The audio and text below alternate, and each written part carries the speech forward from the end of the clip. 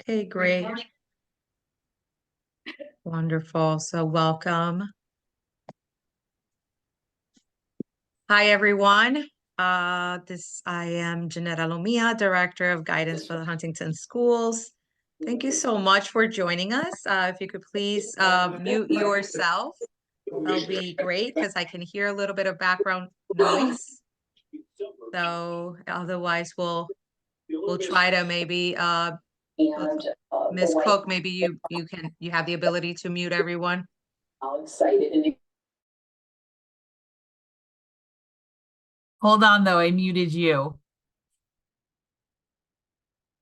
Okay, got it. Okay, good. Okay, sorry. Good. Well, welcome everyone. I hope you can hear us and see us, and we thank you for joining us. This is our PSAT 10 Now What workshop. We will be also delving into the digital SAT and the paper and pencil ACT. Don't want to confuse anyone. That is still a paper and pencil exam administration.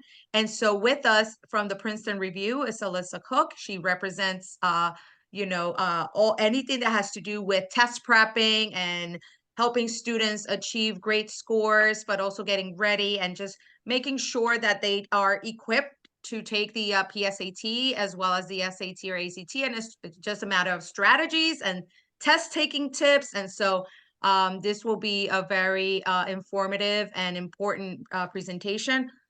This presentation is being recorded and we will post it on the YouTube channel as well as our websites and guidance online platforms. So I just wanted to remind you to please make sure that your student logs into the College Board account and in order to retrieve your student's PSAT 10 score. Those were released on April 4th or April 5th, thereabouts. So if you have any questions or concerns, I sent out an email notification via Parent Square with instructions, as well as to please, if you really need to look into your credentials on getting into College Board and your child's got College Board account, you need to contact them directly because they will not speak to us about it. So without further ado, here's Ms. Alyssa Cook. Thank you so much, Ms. Alomia. Thank you so much for having me. Thank you to the Huntington Counseling Center for having us this evening to deliver this information to you all. I start all my presentations out by saying, give yourself a pat on the back for being here. No one wants to hop on a presentation after work or after school in the evening, but you're taking the time out of your evening to sit and gain this information so that you are better prepared in your journey through college admissions and prepping and the rest of your high school career, right? So thank you so much for joining us this evening. As Ms. Alomia discussed, we're going to cover a lot of things tonight. So let's dive into the agenda. So we're going to discuss the PSAT. We're going to go into a little bit about the difference between the PSAT 10 and the PSAT and how it compares to the regular SAT. We're going to deep dive a little bit into the differences between the digital SAT and the ACT, give you some insights onto both exams, some of the pros, some of the cons, right? And then we're going to discuss next steps, what resources you have available to you, and all that good stuff. So let's dive in. Feel free to be interactive, join the chat, ask questions, and by the end of the presentation, I will definitely be sure to answer all your questions and review anything else that you want to discuss. So let's dive in. Okay, so what is the PSAT, right? Does anybody want to just put in the chat any ideas what you think the PSAT is? It could be super simple, but anyone want to give me any guesses on like what really is the PSAT or the PSAT 10 and how is it different from the regular SAT? Anyone want to give any guesses or no? Don't be shy. All right, well, I'll give this one to you. Preliminary. Good. Yeah. So basically, the PSAT 10, the 10th graders take, and you could only take it in 10th grade. And the regular PSAT you could, you could take in 10th and 11th grade. But we like to say, wait to take the PSAT because there's still some curriculum that you're going to learn in 10th grade that's on the regular SAT. So that's why we, want to make sure that there's a difference, right? So you take the PSAT in 10th grade, and then in 11th grade, you could take the PSAT in 10th or 11th. But like I said, there is curriculum that you do learn in your sophomore year. So sometimes we don't want you to get ahead of yourself. And that's why the PSAT 10 could be great, because it's going to give you exposure to that test, and you're just getting the process started early. You're on top of it. You could see the type of questions and you could start prepping, right? So where do you take it? It's at the school. When do you take it? In the spring, and then the PSAT is in the fall, right? So if you're a 10th grader, when you're a junior, you have another chance to take that PSAT and just give you another shot at being exposed to the test. The other difference is the National Merit Scholarship Program. So you can only qualify for the National Merit Scholarship Program when you're in 11th grade. So when you take the PSAT 10, that test will not qualify you for that scholarship, okay? So that's really like one of the biggest differences, is just that you can qualify in 11th grade, and 10th grade you can't. But both the PSAT 10 and the PSAT are both going to be smaller versions of the actual SAT. And like I said, there's going to be different curriculum on there because they still want you to learn some stuff in your sophomore year. So let's look at some of the benefits of taking the PSAT 10 and the PSAT, and also known as the National Merit Scholarship Qualifying Test, right? So they're the same test. They're offered at different times. The College Board says, this is a great practice for the SAT. They test the same skills and knowledge in a way that's going to make sense for your grade level, right? And we'll see on the next slide what that difference is, and what's in the PSAT and what's in the actual SAT, and what that difference is. You're going to get a score report that you can use for your own practice.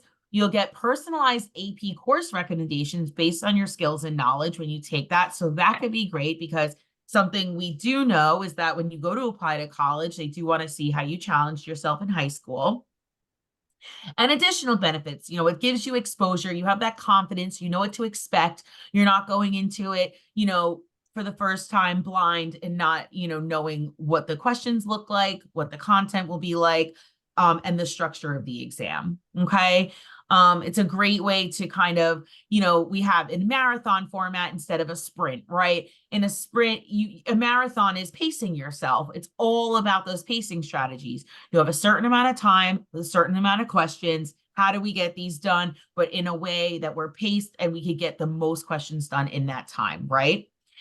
This is also a great way for you to determine if you're going to stick with the SAT, or if you might want to try out the ACT, right? So the ACT is also is always an option for students. And, you might say, oh, I wasn't really a big fan of that format. Let me try out the ACT. That's always an option for you. And it can lead to recognition and scholarships, as we discussed. So let's dive in a little further.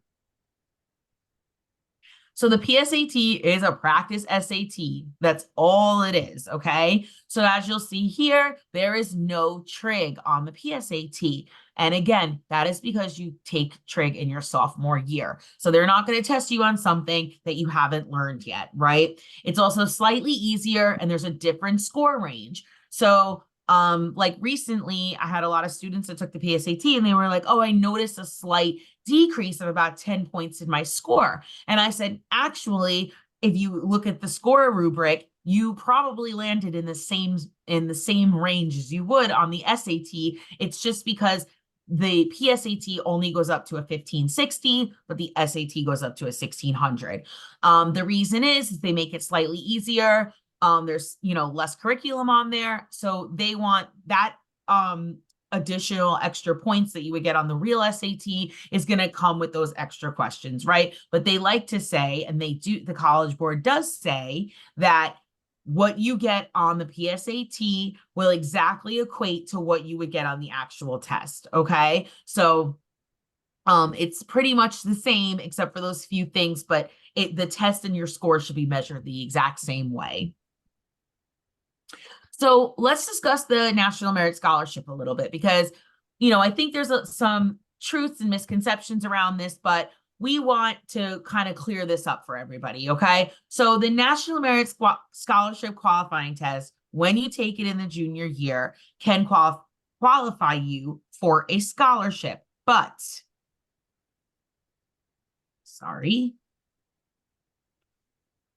only the top 1% of scorers in each state will earn the scholarship. So that's not a big percentage of people, right? So, we like to say this is more about recognition than it is about the scholarship, right? It's more about putting yourself out there, going to take it, seeing how you score, and being able to say, like, I'm a merit scholar, okay? So let's break it down and kind of show you how this works.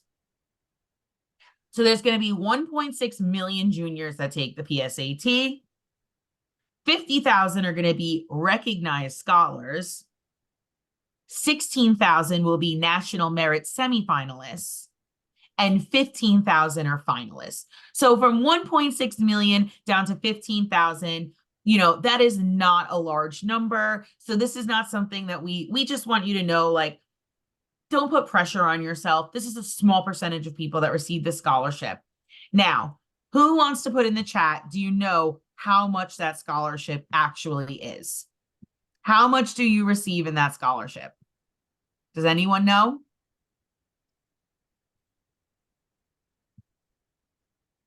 Any guesses?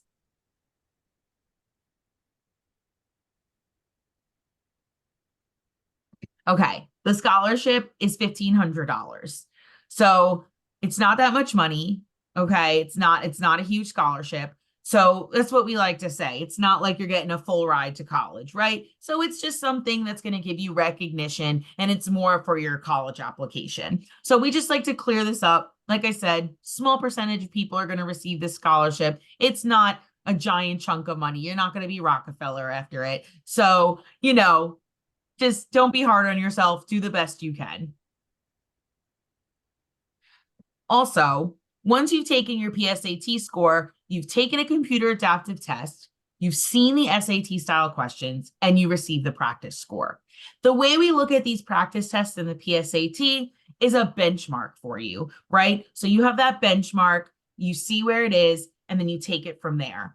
We like to, and I tell this to people at college fairs all the time, it's more about quality over quantity, right? We want to see you move the needle on the test score. And something to keep in the back of your mind is when it comes to the SAT is prepare for it like you're going to take it once, knowing you could take it twice, but never more than 3 times. Okay, that's what you want to go into it thinking, because this is an intense exam. It's long, it's grueling, and you don't want to burn yourself out.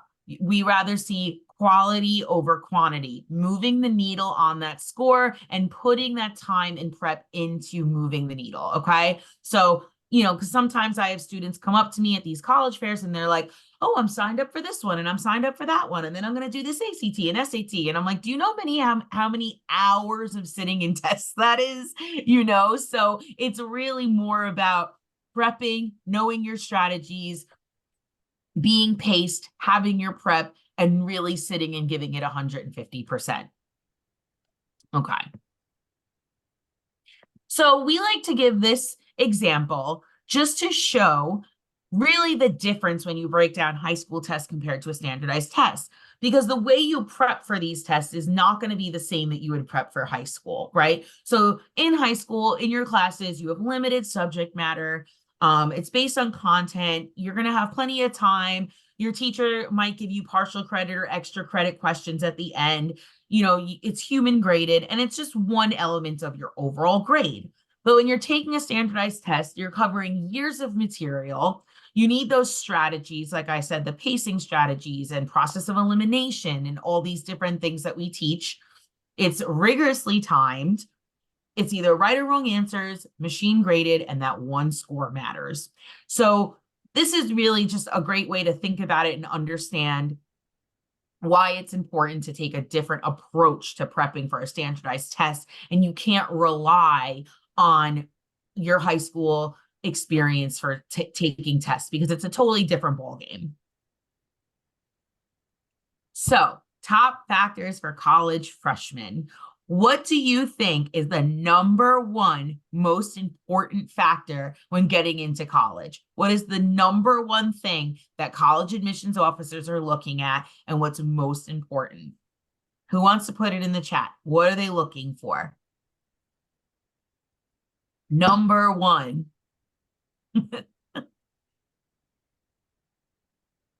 GPA, Jillian, coming in strong. Anybody else?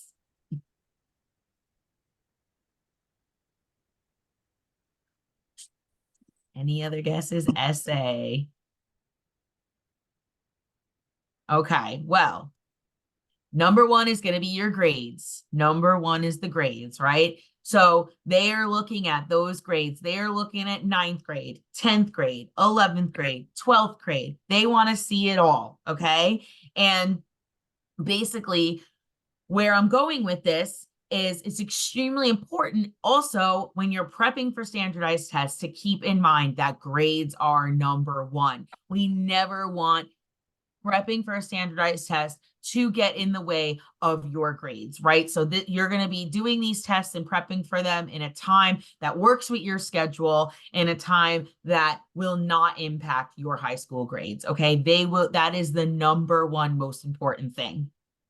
Next is your curriculum, okay? Your rigor in your schedule, your how you challenged yourself. Did you take AP courses? What extracurriculars did you do, right? They want to see like what additional electives did you take, right? Like what did you do to challenge yourself in high school? That's going to be number two. So the whole rigor, and also seeing your grades from 9th grade to 12th grade, I'm sorry, I can't speak today, also tells a story, right? So let's say you did, you maybe struggled in algebra in 9th grade, but it tells a story. You improved over time, right? By 11th grade, your GPA went up, you were getting straight A's, right? So it tells a story in your high school career and how you did. And that also is where the curriculum plays into that. And lastly is going to be your test scores.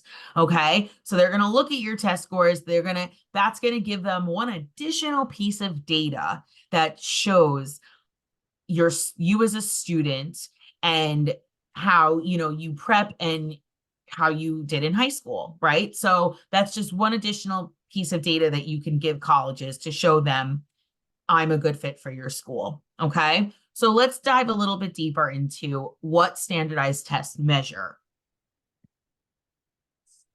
So, do they measure your intelligence? True or false? Put it in the chat. Do standardized tests measure your intelligence? What do we think?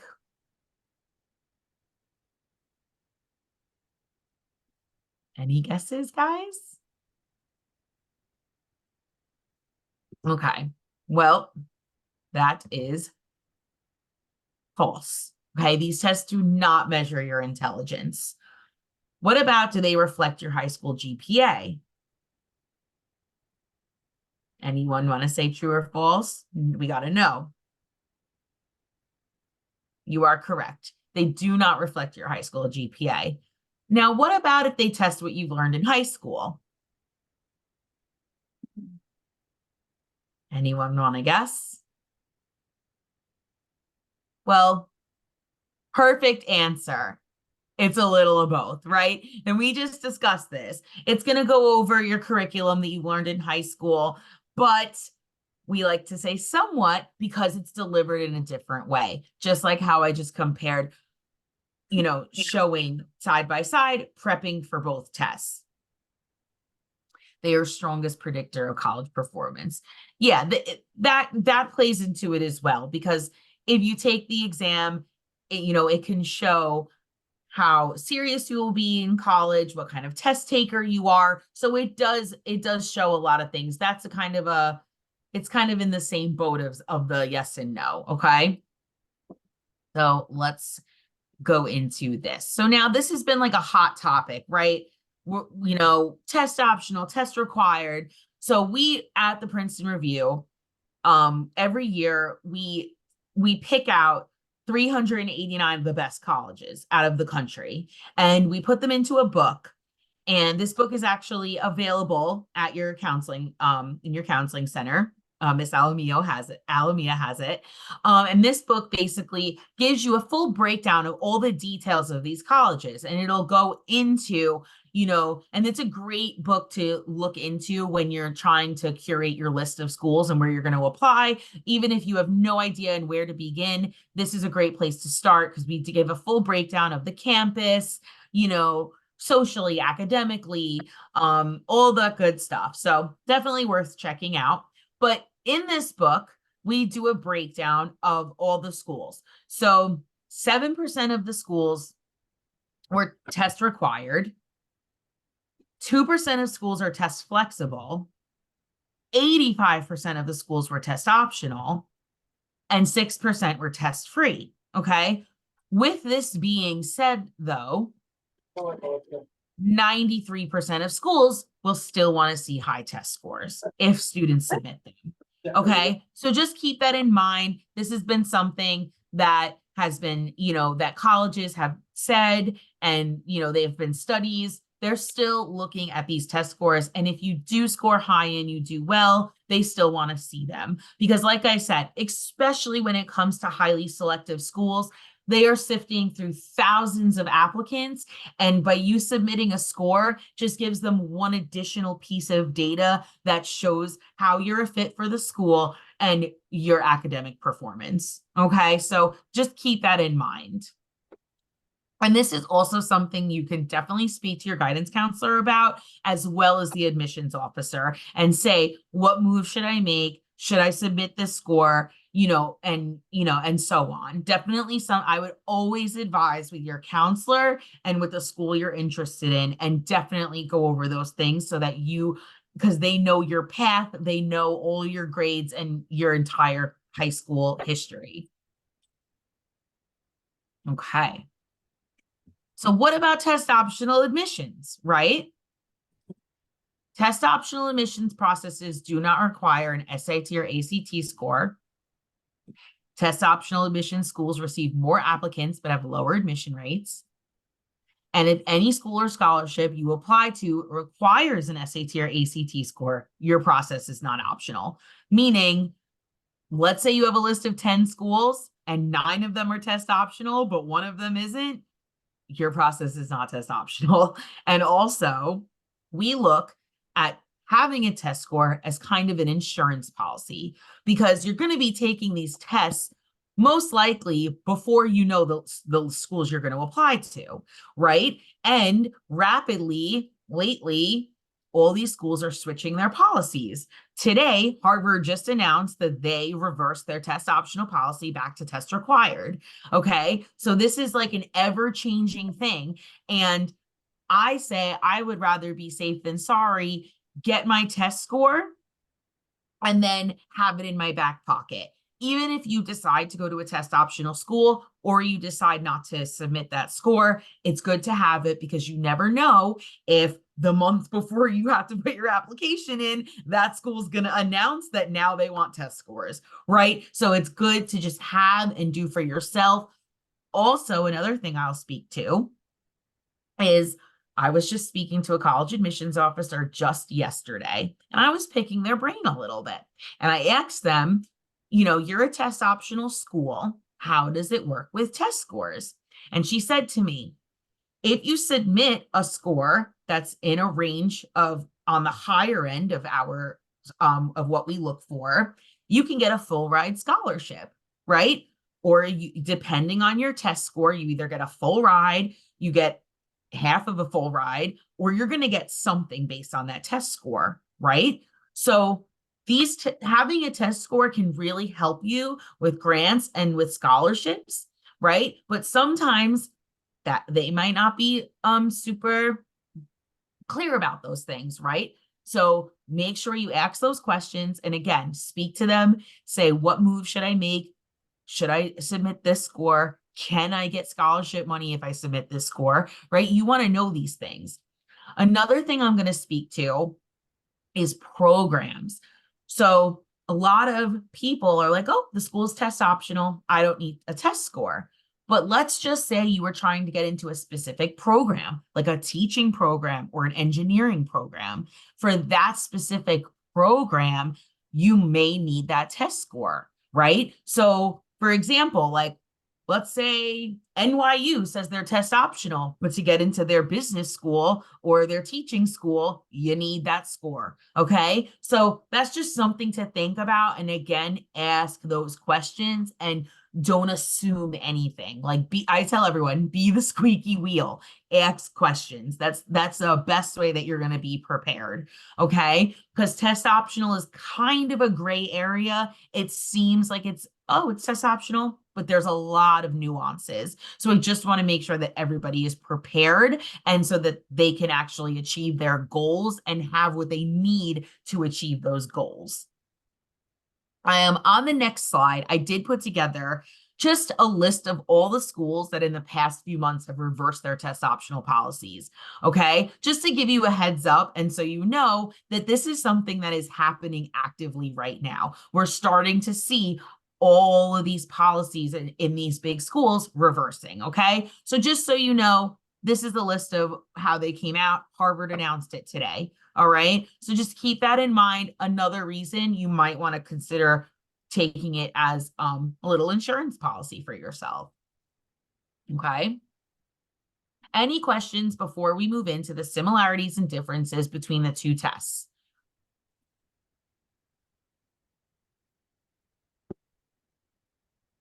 Okay, you guys are an easy crowd tonight. So the SAT and the ACT serve the exact same purpose. What is that purpose? They're college admissions exams. Okay. These tests help you get into college. And like I said, they show an admissions officer an additional piece of data on your test taking skills. It also can show them that you prepared, you put the time in to prepare, to go that extra step. And to me personally, that speaks a lot about your character, right? You're someone that's going to go above and beyond to put the time into prep to work towards that score. That also will show a college this person's dedicated, right? And they want to do the best they can. So that's just something that I personally feel. Both the SAT and ACT are in-person tests. They're taken at a testing site and they're proctored live. Okay. A lot of people with the digital SAT, were confused. They weren't sure. Is this going to be at home? It's not. The only difference is that it's going to be on a Chromebook or a computer, but it is still proctored live at a testing site. Both the SAT and ACT require students to analyze reading passages, edit and revise writing, solve high school math, and analyze scientific data. Well, you might say, what do you mean scientific data? I thought that was the ACT. Well, Mythbuster, you might have a designated science section on the ACT, but in the reading writing section of the SAT, you were basically given those same questions to analyze scientific data. So they play hand in hand. It's pretty much, you're going to be required to do the same thing on both exams. Okay. So, like I said, there's that designated section, but they put those same questions in the reading and writing portion of the SAT. So this is a full breakdown of the two tests side by side. So the digital SAT is a computer-based test at a testing center. It's 2 hours, reading and writing and math, 2 sections. No penalties for wrong answers. That was something that was of the past. No essay.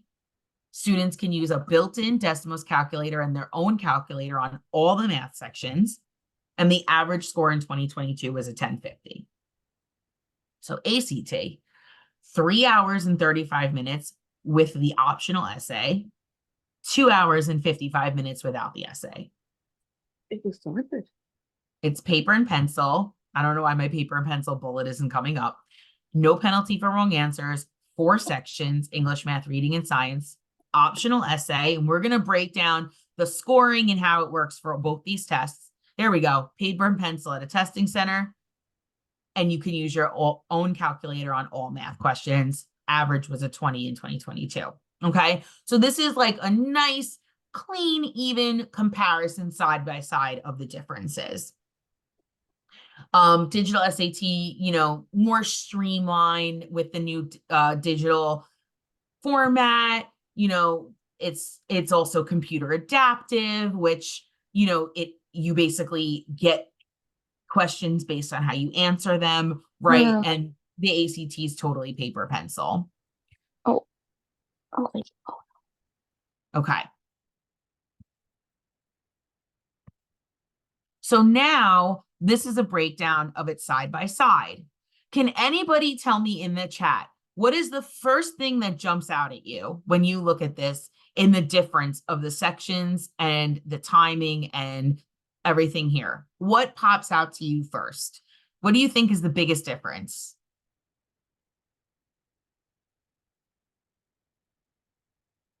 Okay, more questions.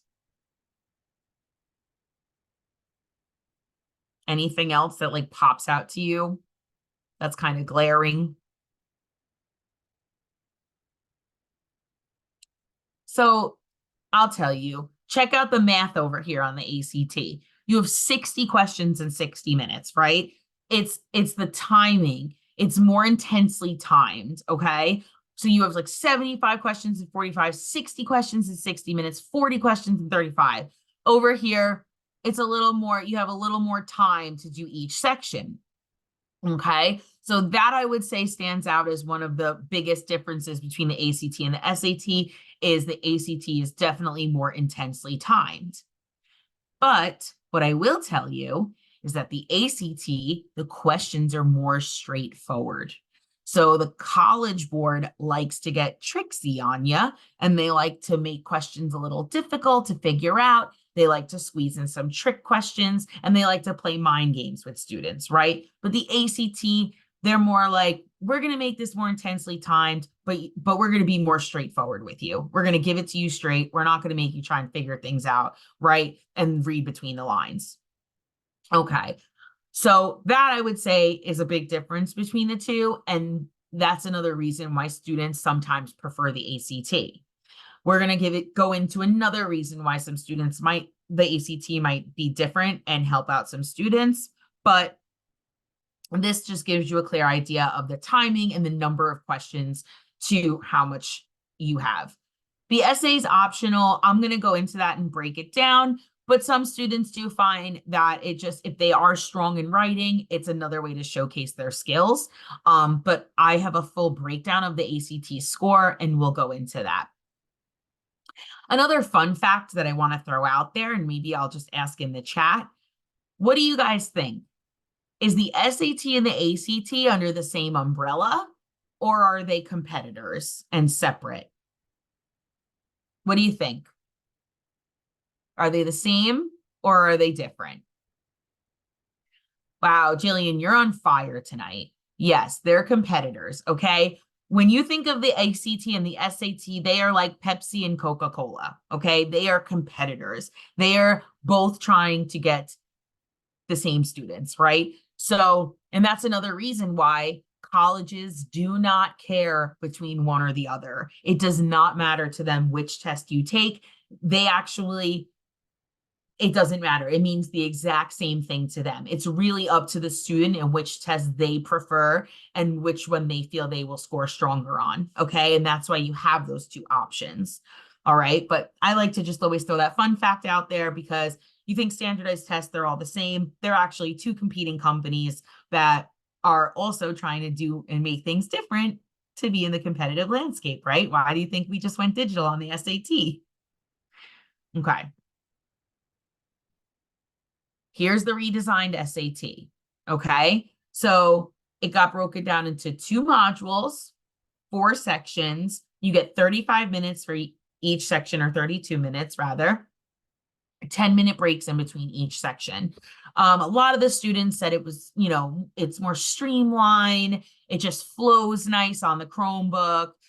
There's a lot of added tools in the new digital SAT. There's like you can highlight things, you can flag questions, you can use process of elimination. There's a lot of really cool features that they added in on the digital SAT. They also have like a formula spreadsheet of the math problems. They have the built-in calculator. So there's a lot of great additions that they added into the digital SAT.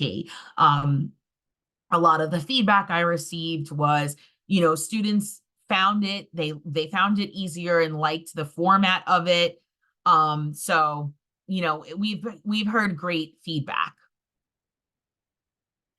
Let's dive into this computer adaptive aspect a little bit, just so you're aware of what actually goes into the SAT, the current new digital SAT.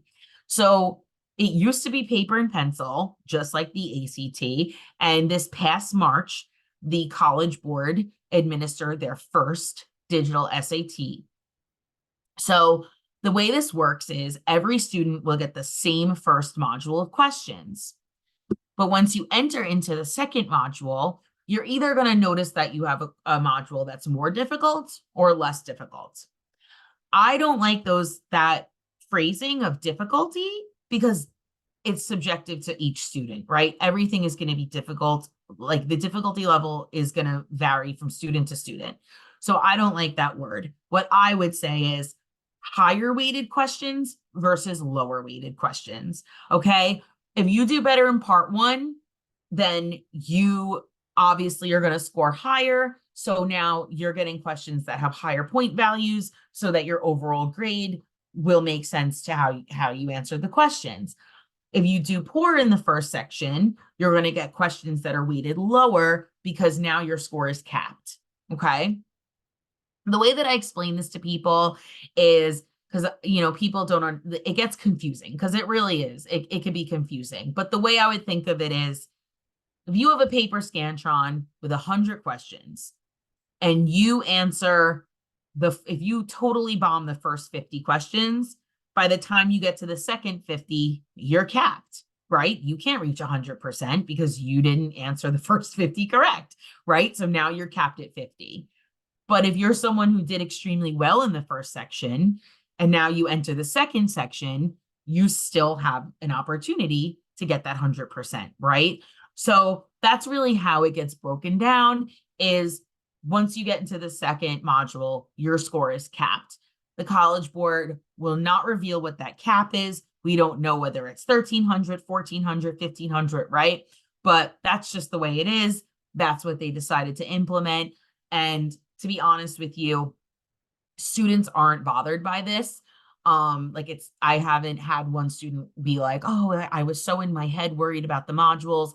It's just that, because that's exactly what the College Board put it in place for, to kind of trip you up, right? So when it comes to this computer adaptive aspect, the best advice I could give you is go into the test as you would go into any test, answer every question the best you can, and just get through the exam, right? Because sometimes you can get in your head about the computer adaptive aspect, but at the end of the day, you're going to score the way you're going to score, whether it was paper and pencil or not, right? So just always keep that in your mind. Okay. Now remember, the College Boards determine which questions are easy, medium, and difficult, right? Like I said before, when they said difficult, it means higher weighted questions. So I'm going to go a little bit further on this. The questions are weighted differently based on difficulty, but it's not based on intelligence or knowledge. And what I mean by that is those questions that they put the difficulty weighted points on are always trick questions, okay? They looked historically at SAT history and said, which questions do people always answer wrong? And those were the ones that they made the higher point value questions. And it can be as simple as, how many months in the year have 28 days? right? You immediately think March has 28 days, or February rather, I'm sorry, February, but really all of them have 28 days, right? So it's one of those trick questions. It's like when I say peanut butter, you immediately think jelly, okay? Those are the questions that the College Board is marking as difficult because it's trick questions that are easy to snag those points.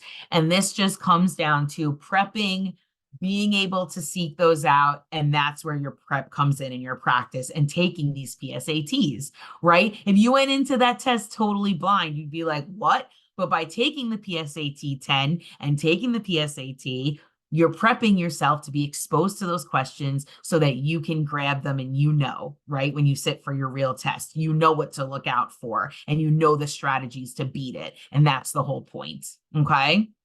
Any questions before I go forward? I know I just dumped a lot on you and it's a lot to digest. So I don't want to move forward before we kind of clear up this digital SAT.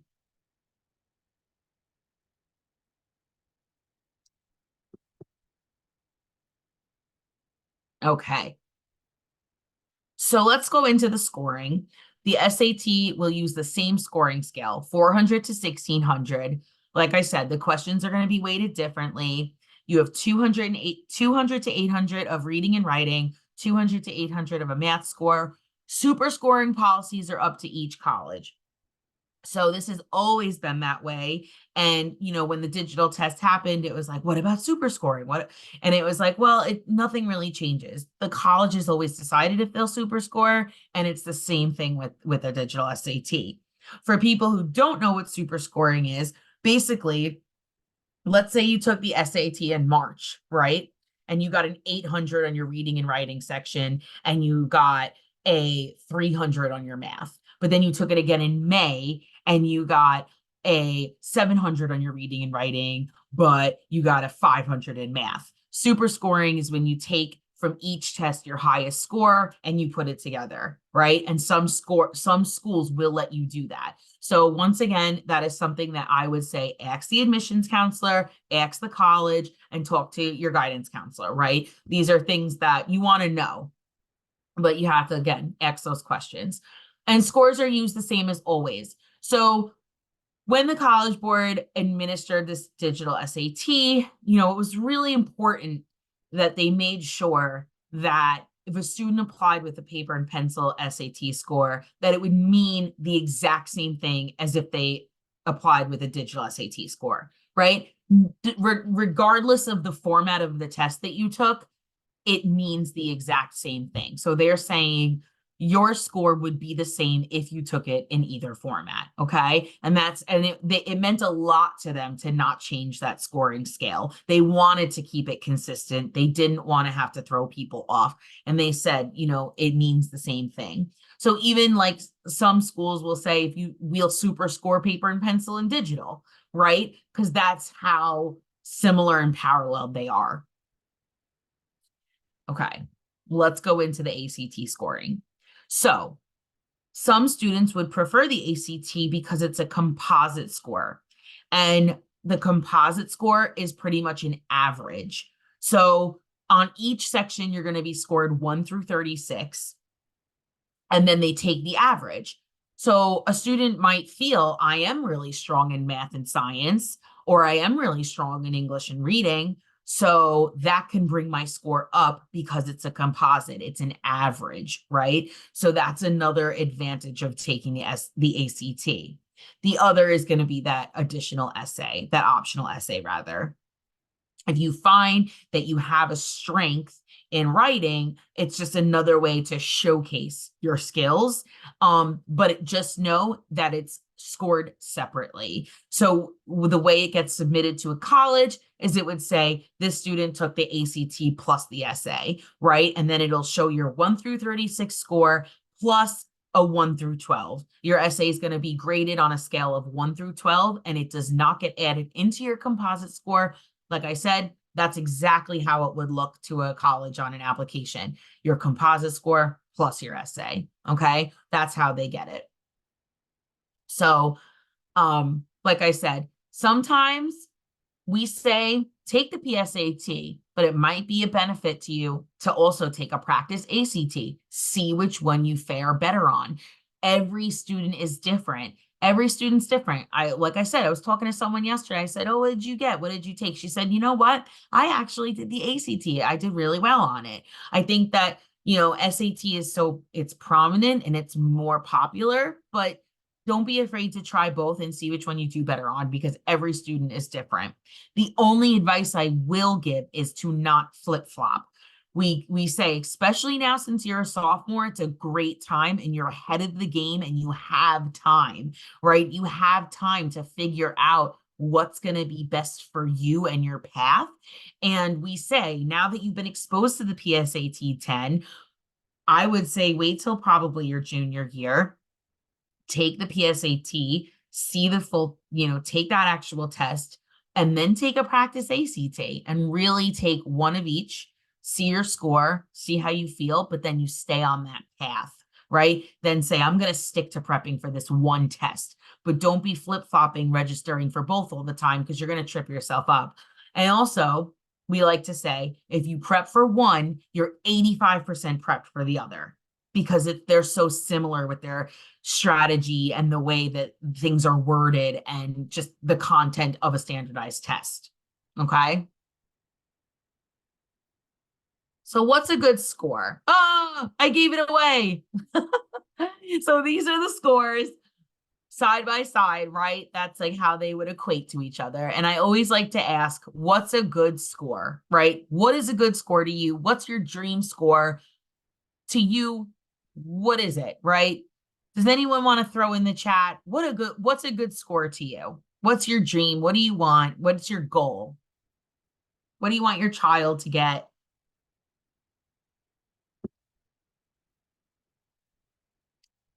Okay, well, I ruined this one for you.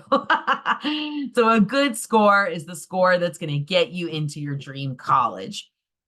Now, basically on the same subject of I was saying was, same theme. Your high school grades are so important, right? This is a crazy time in high school. You're looking at colleges, you're putting together you're writing your essay, you're getting your letters of recommendation together. You're doing so many things. The last thing we want a student to do is drive themselves bonkers trying to reach for the stars to get the highest score possible, when your dream school, you need a 1200 to get in, right? You may be closer to the score you need to get into your dream school than you think, and get to that place and then say, I have what I need. I'm going to focus on my essay now. I have what I need. I'm going to focus on my extracurriculars and getting everything together. I'm going to focus on my APs, right?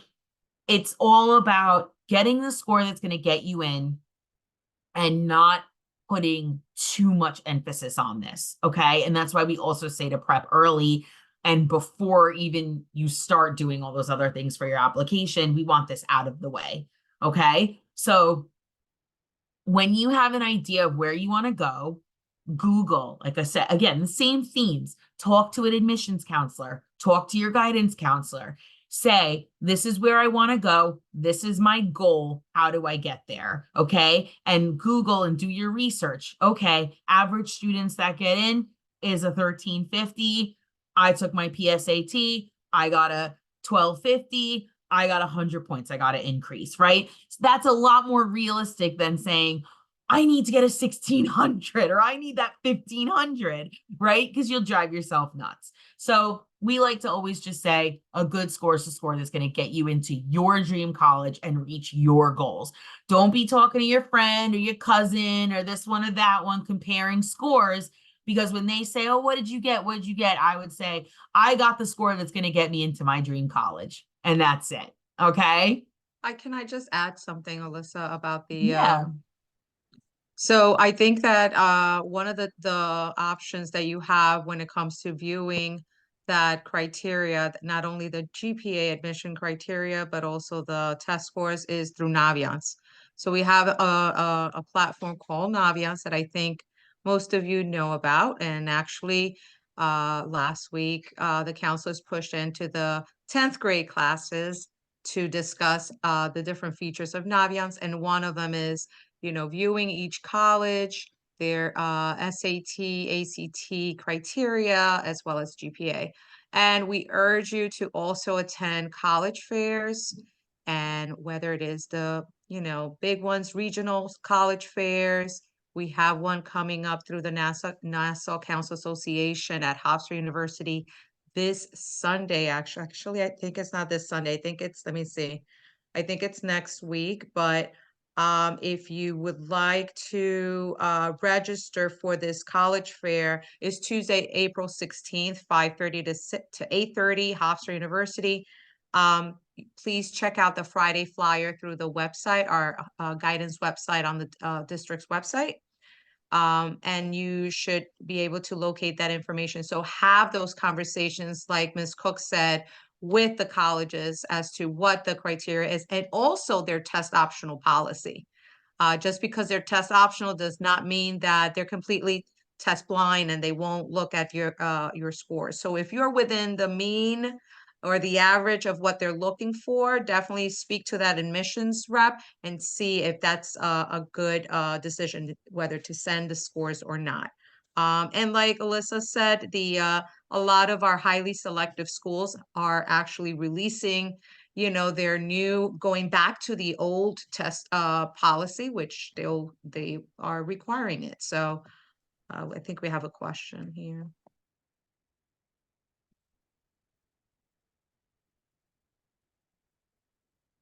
I think it was good advice. Google the common data set for each school you have interest in, and you can see the range of scores of acceptance students from previous years. Yeah, so that's great advice as well. So, and that's exactly on point with what I was saying. Like, look and see, where you need to be, and then that should be your goal. Don't go insane. Look at, like, you don't need a 1600 for everything, right? So that's just what we're trying to say. There's a lot on your plate at this time, so just balance it well, get the information you need, and take it a step at a time. And doing your research is definitely the first step. And just to even piggyback on what Miss Alamio was saying, there is demonstrated interest, right? When you're at those college fairs and you're talking to those admissions officers, I speak to them all the time, and something we always share, not in this presentation, but others, is they really care about students, and they are looking for reasons to admit you, not reject you. They want every reason that they can to admit you, right? And when you're there and you're asking questions and showing interest, it's called demonstrated interest. And that'll just help you build rapport. So when your application does land on their desk, they'll say, oh, I remember this student. I remember chatting with them, right? And that's just going to help you out and work in your favor. So, and that's just, it's a great also skill to learn, is reaching out, asking questions, because that's how you're going to make moves, right? All right. So let's talk about your next steps, planning your prep. So here are the dates. And by the way, if you registered through the QR code that you received the Zoom link from me directly, you will receive this full deck in the recording. If you have not, is the QR code available on your website to them, Jeanette? Just to confirm, that was on the flyer, just so people have access to it. It should be, but if not, it will be posted. Okay, yeah, just so I can make sure, because I noticed there's more people in the call that I had on my list. So for those people, I want you to be able to get this presentation sent to you. So I'm going to actually send it out to Miss Alamia, and she could forward it out as well to anybody that's interested. But also, if you can get to that QR code and register, I will send out the recording and this deck. So don't worry about having to take notes or whatever. You're going to receive all this information. But just wanted to give you this list of dates so you can see. March 9th was the first digital. We had May, June. There's also an August test that's coming up. So that's not on here for some reason, but the next one, also will be in August. There'll be a test available. So practice test, okay? So you just took the PSAT 10, but I want to kind of give you a breakdown of the Princeton Review offers a practice test, okay? And I know that Me and Miss Alamia coordinate. So I'm sure for your junior year that this will be an opportunity for you because we do it every year. But we host a practice test, and our test has the score report that gives you the full breakdown of every question, the right or wrong answer, your strengths and weaknesses, and also what module you got into in part 2. So this is extremely popular because even the College Board's practice test does not tell you this, okay? So back to that computer adaptive aspect that we were discussing, you will be able to see where you landed in part 2. So you will see if you entered into the easier module or the more difficult module. And that is a great way to prep, because if you know you got into the easy module, you can now prep, see your strengths and weaknesses so that you can land into that more difficult module and score higher. Okay. And like I said, we worked so hard to get this feature in our practice test, and it is an amazing feature that not even the College Board offers. So definitely take advantage of that. If you did want to take the test before your PSAT in junior year, it's available to you. I suggest finish out this school year before you take a practice PSAT or the practice test, because like I said, there's still curriculum you're going to learn. You want to be on top of it. Okay. You can also take these practice tests with your accommodations. So if you get time and a half, you get untimed, whatever it may be, extended breaks, that's also an available feature on the practice test. So you set it up the way you would take the actual exam. And, you know, we also have the ACT practice test, and we also have practice PSATs. So we have it all, right? So I'm going to actually give you links at the end of the presentation to be able to access those things. So the ways to prep: take a practice test. You can get a prep book. You could self-prep online. You could take a course or work with a tutor. You have plenty of resources available to you. I put this in here because if you scan these QR codes, this will bring you directly to our prep courses that are available, all the schedules that are available, and also that practice test I was just discussing. So this is all here for you right there. Scan away, and it'll bring you to everything you need. And that's all I have for you this evening. And also remember, I'm going to actually put in the chat your promo codes. I thought I had a slide on here that had that for you. So LI Partner is going to save you 30% off courses, and LI 210 is going to save you 10% on tutoring. So if you did decide to, you know, get some prep, you can use those codes and save some money. When would be a good time to take a prep course? So usually the timeline for juniors would be they take their PSAT in the fall. Sometime in October is when the actual PSAT is administered. Then you get your scores back with the digital test. We have seen students receive their scores back sooner, and it actually did have a nice turnaround this fall. I mean, in the March test. I'm sorry. But usually juniors will take the PSAT, get their score back, and then they prep over the winter. And the most popular date is in March. That is the most popular date. And then some students might take it in May, right? And then if you did want to take it again, you have the option in June or in August before senior year. Okay. So, but it's all based on your schedule, what extracurriculars you're in, if you play sports, if you have a job, right? So that's going to be, you know, you have to figure that out of what works for you. But like I said, this is something that we like to say you get done before you start going really hard on that college application, right? So we want this out of the way so that you could still focus on your grades. You could focus on senior year, because like we said, every grade counts. Okay. Through senior year, every grade counts. But that's the traditional prep timeline. And like I said, the March test is always the most popular. And one more bit of advice that I'll give you is, if you do plan to register in March, register through the College Board ahead of time, because the March test is so popular. Testing sites fill up really quickly. Like, I had some parents reach out to me this year and be like, I can't find a testing site, right? So if you do plan on taking that March test, go on the College Board's website and select your testing location. And then you know, okay, it's locked in stone. Now I could set up my prep. Okay. So I know this was so much information this evening. Thank you so much for being here with us. Any other questions before we wrap up? I actually included the link from that QR code that was in the flyer. I don't know if that's what you meant, right? So it's in the chat Oh, box. beautiful. Yeah. Oh, thank you. Mhm. Yes.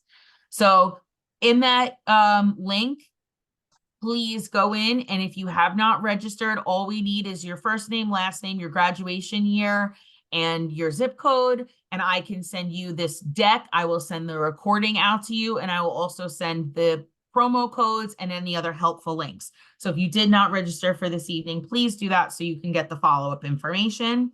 And any other questions, here's my email. Feel free to reach out to me. I love chatting with people, parents, students, helping you, come up with a timeline, especially because you are so ahead of the game, so you have time. So if you did want to have a discussion, I'm always available. But also remember, this is what your guidance counselors are here for. They're number one. They have your back. They want to see you be successful, and they know you as a student and your entire high school career. So don't forget that you have them as a resource and rely on them, because they're going to be your ally in this process. Absolutely. Okay. Absolutely. Thank you. Yeah. So thank you so much for having me this evening. And like I said, reach out to me with any questions, and have a good night, guys. Have a great night, everyone. Thank you.